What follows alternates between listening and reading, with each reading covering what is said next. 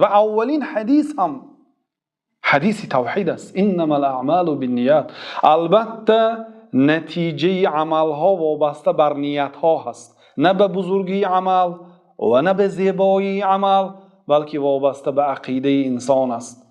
اگر نیت او دریافت رازگی الله سبحانه و تعالی باشد، آن عمل مقبول درگاه الهی است. اگر آن برای خودنمایی، برای ریای و برای شهرت یا برای جمع پول و مال باشد، این البته شرک است. این حدیث انما الاعمال بالنیات با این کتابشان را شروع کردم.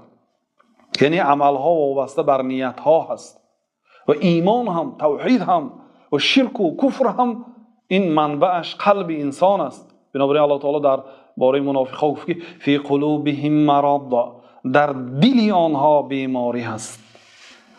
این اگر دل اگر اصلاح شود، قلب اصلاح شود، باقی مانده اعضاها اصلاح می شود و منبع ایمان و توحید هم در همین قلب است. بنابراین امام بخاری رحمت الله علیه با کتاب توحید، با حدیث انما الاعمال بالنیات که شامل توحید است و علیه شرک است شروع کردند و این چون آخرین حدیثشان هم توحید است. ما این حدیث انما الاعمال بالنیات را در شرح اولی کتاب صحیح بخاری در کتاب بعد الوحی شرح دادیم، اگرچه مختصرتر است. این چون در کتاب در ابتدای شرح 40 حدیث 2 ساعت شرح دادگی هستیم، میتوانید به شرح آن برگردید و ما نزدیکی انشالله شرح عمدة الاحکام را شروع میکنیم. در بدایت کتاب عمدة الاحکام هم اولین حدیث انما الاعمال بالنیات هست، در آنجا بعد انشالله شرح و معنی میگوییم.